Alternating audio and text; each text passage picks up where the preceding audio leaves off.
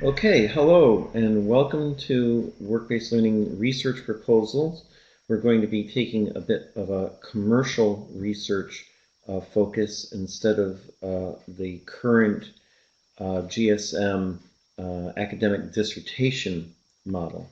So our work-based learning approach will be slightly different. Here are a few outlines that we want you to be aware of. First of all, we want you to develop and build your online research and development profile.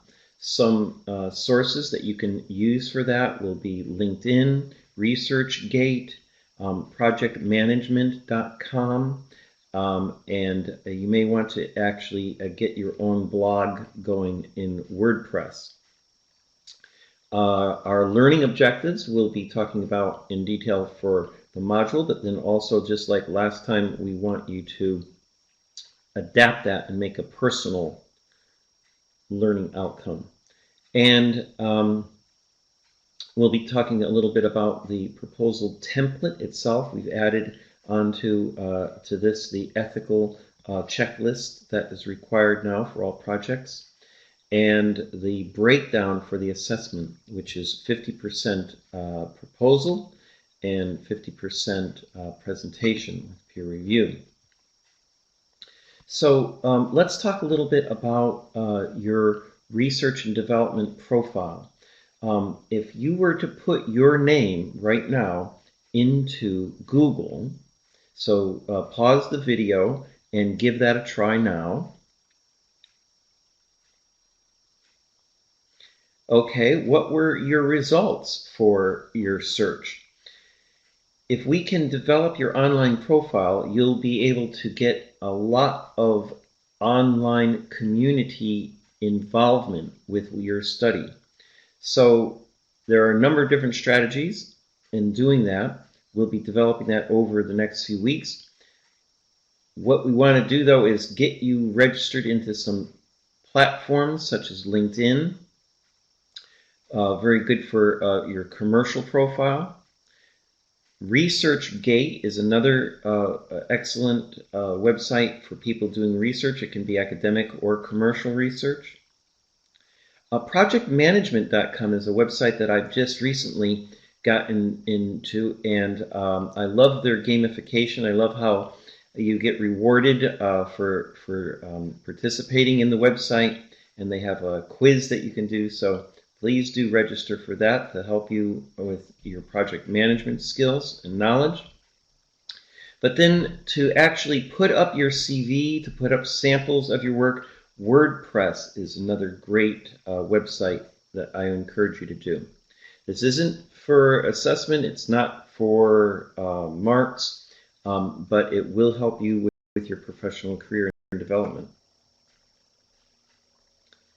So we have the module learning outcomes that you can see here, examining the relationship between research and your practice, getting that distinction between conducting the research and being an active internal researcher. We'll talk a bit more about that. Comparing and contrasting the methodologies, very important for our module, because one section of your proposal will be to justify the approach that you've taken. And you want to be able to identify at least one other that you rejected and why you did so. And through that, you'll be comparing these different research methodologies. And finally, we need to make sure that we are addressing the ethics. And that's why we've also got our new checklists and ethics forms.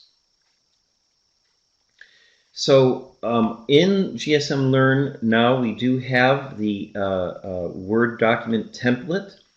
And essentially, here's like a screen grab of the different section headings that you can see. Executive summary, introduction, proposal statement, objectives, and so on. There's a short description in each of the categories. And essentially what we want you to do over the next 10 weeks is each week we want you to contribute, we want you to add a bit more to that.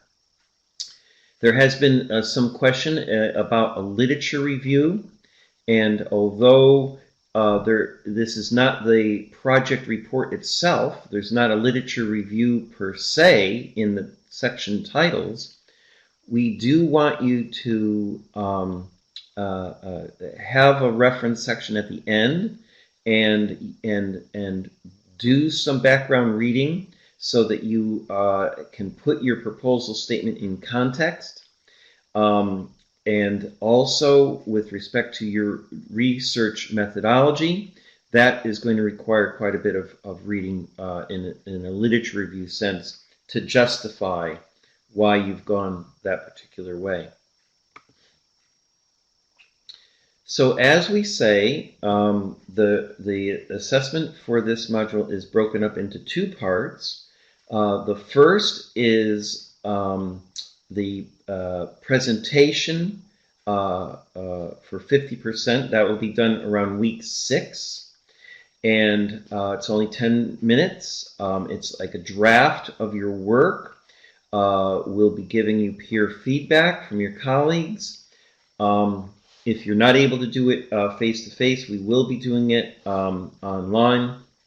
And additionally, we're interested in recording these so that we have this as a learning resource for future generations of work-based learning researchers to be able to see samples of presentations. The final part around week 10 will be your proposal itself, about 3,500 words to 4,000 words, using the template and the different section headings. So we're going to review the elements of the project proposal presentation as we're progressing through the modules. You'll be able to see those elements from each section heading and then how they intertwine, how they link together to help you justify.